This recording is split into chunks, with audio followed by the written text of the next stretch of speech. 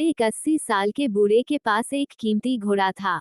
वो घोड़ा उस समय दुनिया का सबसे कीमती घोड़ा था। बुजुर्ग को गांव वालों ने सलाह दी कि अभी घोड़ा जवान है, आप इसे बेच दो, इसके अच्छे दाम मिल जाएंगे। बुजुर्ग ने प्रेम से कहा, नहीं, ये कीमती घोड़ा ईश्वर ने मुझे इसलिए दिया है ताकि मैं इससे प्रेम करूं, इसकी सेवा करूं। इसका मेरे पास होना ईश्वर की मर्जी है। ये सुन गांव वाले चले गए। लेकिन एक हफ्ते बाद ही घोड़ा गायब हो गया। गांव वाले बुजुर्ग के पास आकर बोले, देखा, हमने कहा ही था इसे बेच दो। अब ना जाने किसने उसे चुरा लिया। बुजुर्ग ने कहा, शांत हो जाओ, ईश्वर की मर्जी है, उन्होंने ही घोड़े को कहीं भेजा होगा। गांव वाले बोले, घोड़ा जाने के डक की वजह से तुम्हारा दिमाग सठिया गया है। ये कहकर सब चले गए। लेकिन 15 दिन बाद वो घोड़ा वापस आ गया और अपने साथ जंगल के 20 जंगली घोड़ों को भी ले आया। गांव के लोग फिर आए और बुजुर्ग से बोले, काफी किस्मत वाले हो तुम। तुम्हें मुफ्त में 20 जंगली घोड़े भी मिल गए और तुम्हारा कीमती घोड़ा भी वापस आ गया। गांव वाले बोले, अब इन 20 घोड़ों को बेच दो, अच्छे दाम मिलेंगे। बुजुर्ग ने कहा, नहीं, ईश्वर की मर्जी से ये यहाँ आए हैं, मैं इन्हें नहीं बेच सकता। गांव वाले बोले, तुम्हारा दिमाग खराब हो गया है, तुम इन्हें बेचकर अभी के अभी अमीर बन सकते हो, और ये कहकर वो चले गए। एक दिन बुजुर्ग का जवान बेटा उन जंगली घोड़ों की सवारी कर रहा था, तभी एक घोड़े ने उसे पटक दिया जिससे बेटे के दोनों पैर टूट गए।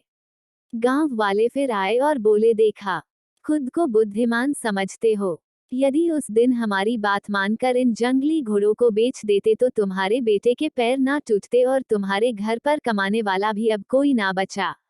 बुजुर्ग ने कहा, नहीं, ईश्वर की मर्जी से ये सब हुआ है, तुम शांत हो जाओ। गांव वाले इस बार बुजुर्ग को गालियां देते हुए गए कि तुम और तुम्हारा ईश्वर सब बकवास है। कुछ दिनों बाद गांव में जंगली प्रजाति के लोग घुसे और गांव के जवान लड़कों की बलि देने के लिए जबरदस्ती उन्हें उठा ले गए, लेकिन उस बुजुर्ग के बेटे को नहीं ले गए क्योंकि उन्हें स्वस्थ शरीर के लोग चाहिए थे और लड़के के पैर टूटे हुए पट्टियों से बंधे थे। गांव वाले फिर आए और बुजुर्ग से बोले, तुम सच में किस्मत वाले हो, अब तुम्हारा लड़का ठीक हो जाएगा तो उसकी शादी कर देना। बुजुर्ग ने कहा, नहीं, ईश्वर की मर्जी, उसे जो मंजूर होगा वो होगा। गांव वाले बोले, सनकी बूढ़े, तेरे कुछ काम सफल हो गए तो तू खुद को महान मत समझ। गांव वाले गुस्से से चले गए। कुछ समय बाद लड़का स्वस्थ हुआ और लकड़ी काटने के दौरान वो राजा के महल के आगे से रोज गुजरता था, जहां राजा की बेटी और उस लड़के को एक दूसरे से प्यार हो गया। राजा का वंश संभालने वाला कोई दूसरा न होने की वजह से राजा ने उस लड़के से अपनी बेटी की शादी करवा के उसे राजा बना दिया। लेकिन मजे की बात ये हुई कि इसके बाद गांव वाले फिर कभी सलाह देने नहीं आए। वो बुजुर्ग दरवाजे पर बैठ गांव वालों का इंतजार करके हंसता रहा और मन ही मन कहता रहा, पागलों, सब ईश्वर की मर्जी से होता है, तुम बेवजह ही हड़बड़ा जाते थे। दोस्तों, इस कहानी से आप दो बातें सीख लो। आपको नहीं पता कि आज आपके साथ जो हो रहा है वो कल आपको किस जगह पहुंचा दे, आपकी किस्मत में क्या लिख दे।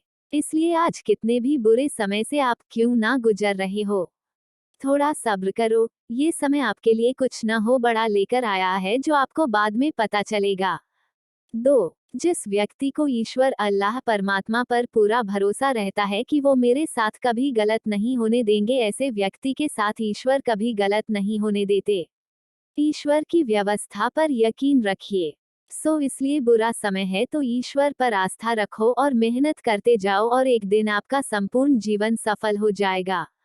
दोस्तों, आपसे दिल की एक बात कहूं, कुछ अच्छा लिखने के बाद भी आप लोग अच्छे काम को सपोर्ट नहीं करते और बिना मतलब की चीजों को सोशल मीडिया पर ज्यादा पसंद करते हैं। आप हमारे चैनल को आगे बढ़ने में फुल सपोर्ट कीजिए। धन्यवाद।